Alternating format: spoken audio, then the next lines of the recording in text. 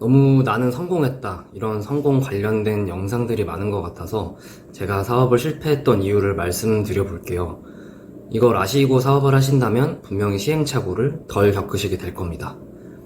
제 영상이나 블로그를 보신 분들은 아시겠지만 저는 20대 초반부터 사업을 시작을 했고요. 여러 가지를 했었는데 처음 하게 된 게 강의였어요.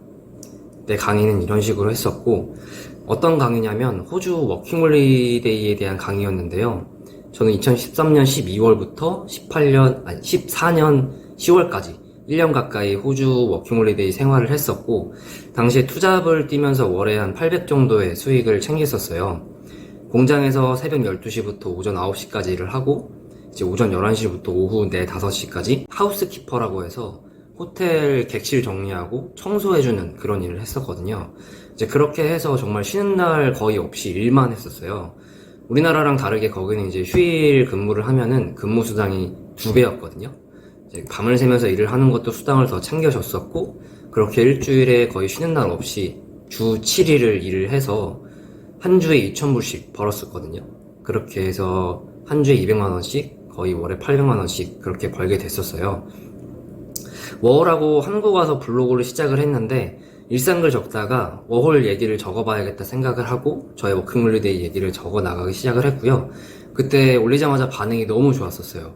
그 글만 해서 하루에 1000명씩 들어왔었거든요. 그래서 여기저기서 그때부터 연락이 오기 시작을 하더라고요. 뭐 강의를 해달라거나 아니면 만나고 싶다, 어떻게 만날 수 있냐 라던가 라는 요청들이 많았었어요. 당시에 작은 잡지사에서도 연락이 와서 워킹홀리데이에 대한 이런 이야기도 한 적이 있었고요. 대학생들 앞에서 저의 워킹홀리데이 이야기를 한 적도 있었어요.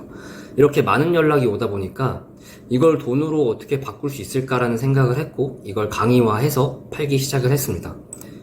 일단 시작하자마자 굉장히 인기가 좋았었고요. 당시에 명당 강의료가 25,000원이었고 오픈하자마자 이제 40명이 신청을 했었어요.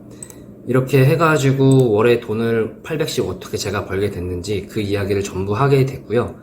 제가 강의를 할 때 포인트는 워킹홀리데이 가서 돈을 벌고 싶은 사람들만을 위한 강의였거든요. 어떻게 해야 돈을 더 버는지, 어떻게 해야 영어를 못해도 돈을 벌 수 있는지 제가 직접 그 타지에서 겪은 노하우를 알려준 거죠. 그렇게 강의라는 사업을 처음 시작을 하게 됐어요. 제가 블로그로 이렇게 수강생분들을 모집했다고 말씀을 드렸는데, 이때부터 마케팅에 푹 빠지게 됩니다. 어차피 사업할 거면 마케팅은 필수니까 마케팅부터 하자 해서 블로그랑 당시 인기 많았던 페이스북, 카카오 스토리, 밴드 같은 걸 엄청 분석하고 진행을 했었어요. 그렇게 해서 2016년도에 페이스북 같은 경우는 20만 명 페이지를 만들었고, 카카오 스토리도 정확히 기억은 안 나는데 몇만 명 정도는 만들었던 걸로 기억을 해요. 그래서 이거를 저의 성과들을 블로그에다가 자세하게 적었고, 이제 워킹홀리데이 때와 마찬가지로 저의 이런 글을 보고서 이제 여기저기서 강의를 해달라는 연락들이 많이 오게 되었죠. 그렇게 해서 마케팅 강의도 진행을 했었고요. 처음에는 이제 굉장히 잘 됐어요. 그런데 이제 결국은 잘 안 되게 됐죠. 그 이유가 뭐냐면, 저는 포기를 했거든요. 조금 힘들다는 이유로, 다른 사업이 더 좋아 보인다는 이유로, 그리고 지금 하고 있는 이 일이 단점이 다른 사업들보다 더 많아 보인다는 이유로요. 이후에 마케팅 대행사도 창업을 했었는데, 이건 역시 앞의 이유와 똑같은 이유로 접었습니다. 사실 처음에는 성과도 잘 나왔고 일을 유지하기 위해서 이렇게 해야겠다, 저렇게 해야겠다라는 걸 분명히 이제 노트에 적고 인지를 하고 있었어요. 근데 저는 그걸 유지를 하려고 하지 않았죠. 제가 또 금방 지치는 스타일인데, 항상 금방 지쳐서 다른 곳으로 눈을 돌리는 게 가장 큰 문제였던 거예요. 저는 사업을 실패하면서 계속 내가 실패한 이유가 뭘까를 정말 많이 생각을 했었는데, 저의 문제점이 이제 사실 포기라는 게 가장 큰 문제점이었거든요. 이게 지속 가능성이 필요한데 이게 정말 중요하거든요. 지속하지 않으면 결국에 실패를 하게 되니까요. 당시에 왜 지속을 못했냐면은 쉬지를 않았어요. 계속 생각하고 움직이고 하니까 과부하도 되게 빠르게 왔었고, 포기하고 또 새로 시작하면 또 너무 쉬지를 않고 일만 하다 보니까 또 과부하가 오고, 이 반복이었거든요. 그래서 지금은 한 달에 한 번은 꼭 쉬어주고 있고, 일도 하고 싶어도 일부러 이제 안 할 때도 있어요. 지속 가능하기 위해서.